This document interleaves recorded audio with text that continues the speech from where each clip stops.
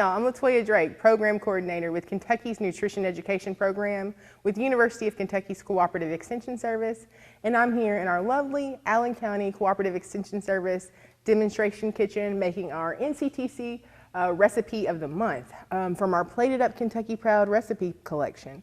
And this is one that I haven't tried, so I'm pretty excited to try it. I always try to make something new here and experiment on the folks who work in this office, and we taste a new recipe each month. And this one looks really delicious and is the flavors of the fall and the winter, the cold weather vegetables of onion and apples.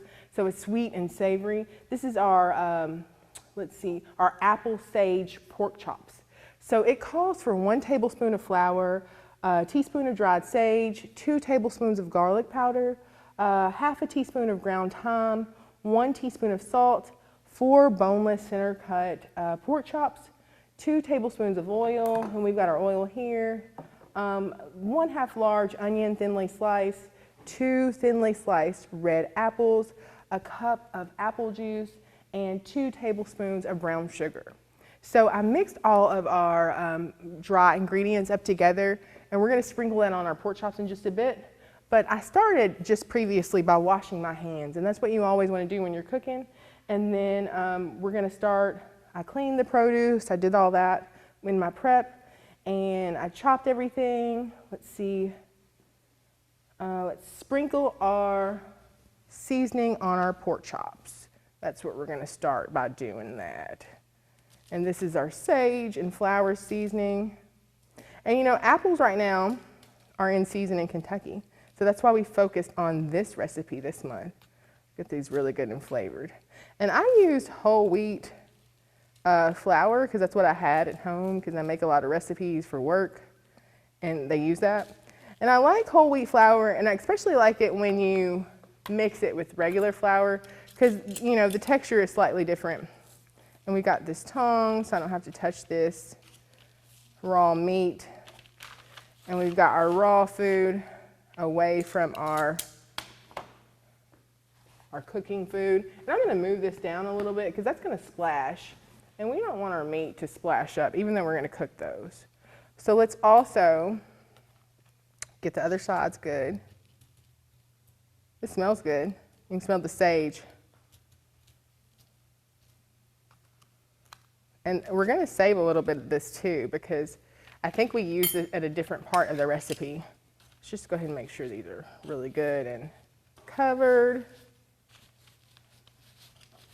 with that flour material. Okay, so let's see, remove pork chops, let's see. It's gonna, the skillet is gonna smoke too a little bit, but we wanna add a little bit of oil, and this skillet's already hot. Since I like to burn myself, let's go ahead.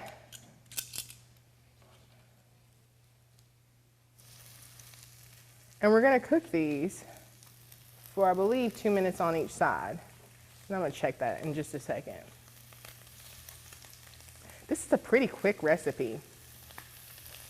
And I went ahead while I was prepping, turn this down a bit, and I put a couple sweet potatoes in my air fryer. I did them about 330 for about 40 minutes and they were completely done. So this is a really quick recipe that you can do. And even in the recipe it details that it's going to smoke for a bit. So we're going to let this cook for about 2 minutes on each side. And we're going to flip it after 2 minutes. So I'll keep on a lookout on that. And then we'll reduce the heat. So we're talking about apples while we're cooking this. And apples are in season in Kentucky from early summer and through December. So much of the year apples are in season. And apples store really well. So they're great produce to have around the house. Because you can eat them savory and you can use them and eat sweet things. I really love one of our Plated Up Kentucky Proud, or it's our Plan Eat Move recipe called an apple grilled cheese sandwich. Because I really love a savory apple.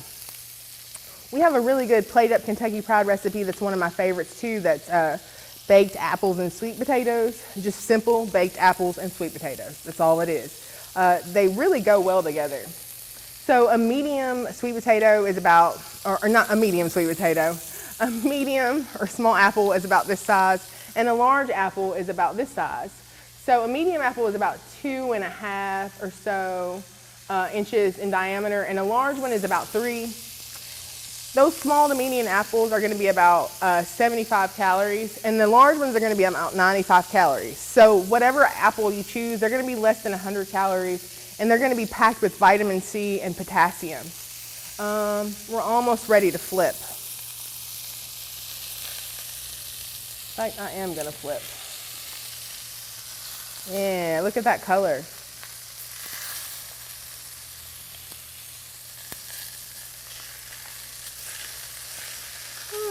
If I can flip. Yeah, that looks nice.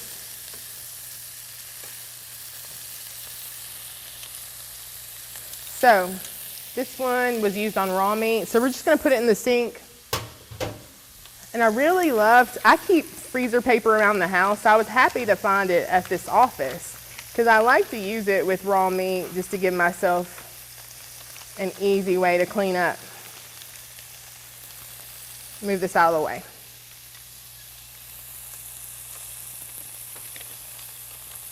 So, got a fresh pair of tongs and a plate for our cooked meat.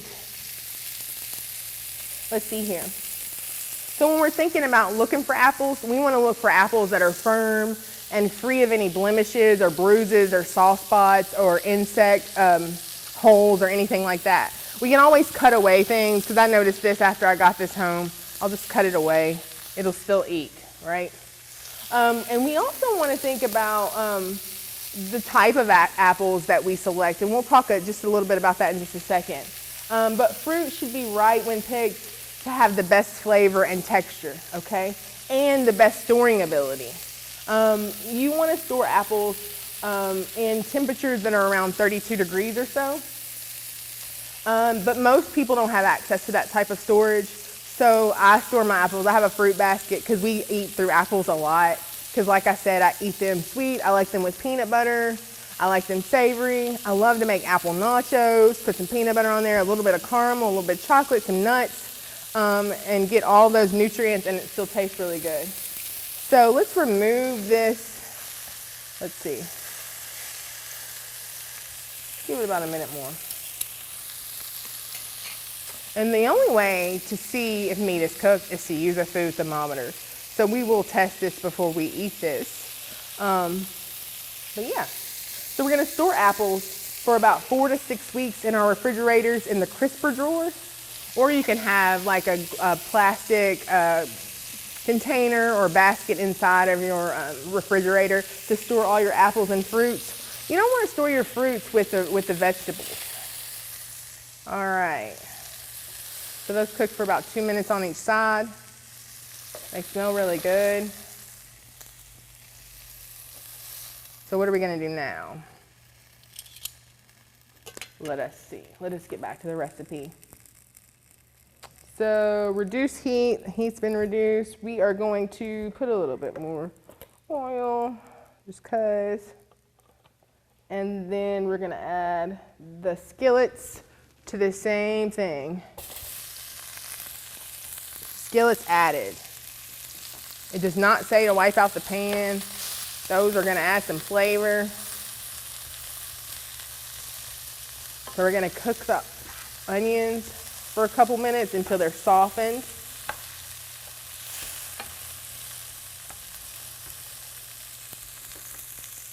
And then, let's see, I got my time. And then after the onions soften, we'll add the apples.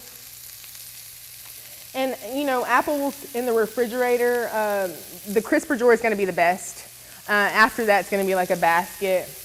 You wanna check often for any signs of spoilage or rotten, you know, because it's gonna spread and you don't want it to spread. And like I mentioned, you don't wanna store your fruit in the same drawer as your vegetables because fruit releases ethylene gas. And that's gonna ripen your vegetables more quickly and it's gonna make your vegetables go bad. So you wanna store them away from each other. They're getting soft. They're getting a little brown flavor from what was left over in this nonstick pan. We've almost got it at 2 minutes. Give myself a little bit more heat. So just before you use apples, you want to wash them in under cool water. You can also use a little bit of vinegar and water to dip those and get whatever, the wax from the outside if you're not a fan of that. And if you really don't like the skin has a lot of fiber. You do want to eat it, at least some of it. Don't eat the skin, eat the apples, peel it, it's okay. Just eat more fruits and vegetables. Eat them how you can, eat them how you like them. And maybe try different types of varieties of apples, because each type of variety is going to have different components. The skin might be softer in one, it might be sweeter, one might be more sour, right? So you want to try different types till you find what you like. So look at those are pretty soft. So let's get back to our recipe up here. Add our apples.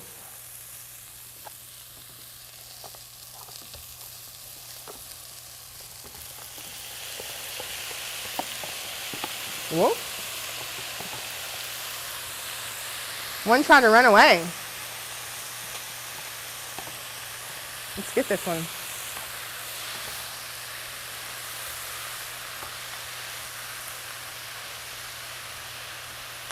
I think I got 2 types of apples.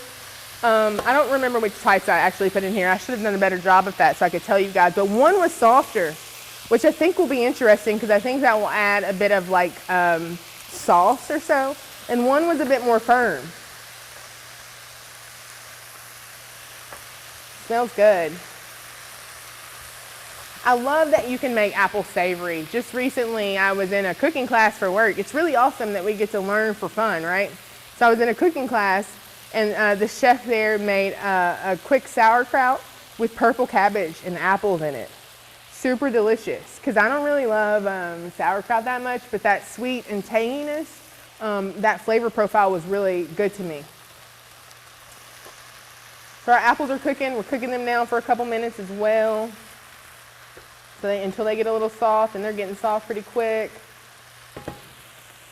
So then we're going to add our apple juice, brown sugar, and the remaining spice mixture. So we'll do that in just a bit. I'm going to add some pepper because the universe told me to, and I feel like it makes things better. Just a little bit of fresh ground pepper. Smells good together. Okay, so let's add our cup of apple juice. Let's add our 2 tablespoons of brown sugar.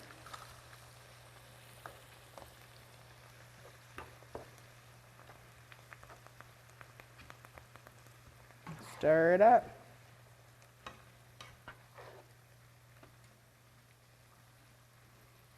And the remainder of our spice mixture with that flour, that's going to thicken that sauce a bit.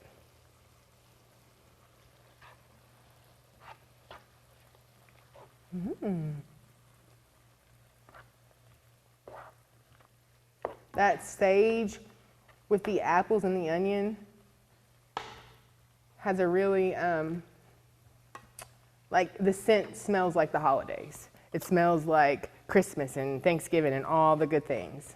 So once we get these combined and stirred up, we are going to add back our pork chops. Get them in there.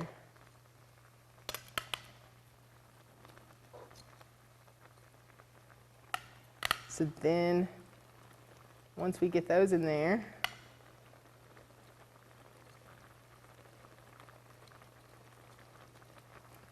that's pretty much it, y'all. We're gonna cook it for another 5 minutes or so, and then we'll be able to see the finished product. But this is basically what it looks like. The apples are gonna soften down, and so are the onions. Let's turn it down a bit.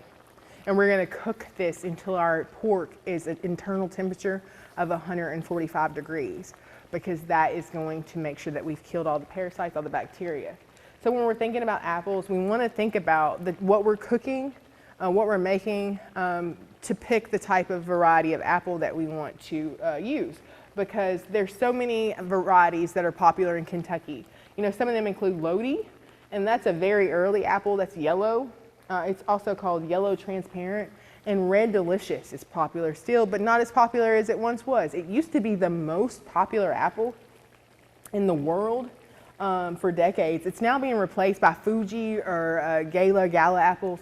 It's best for eating, salads, everything. Red Delicious is great for that. It's great for this recipe too. Rome tomatoes, back to Red Delicious too, they do bruise easily, just to mention that. Rome tomatoes are best for cooking, but not applesauce. We've got wine sap tomatoes and Gala. That one was developed in New Zealand, and it's sweet and aromatic, best for eating, salads. We've got Jonathan apples, and those are the first red apples of the fall.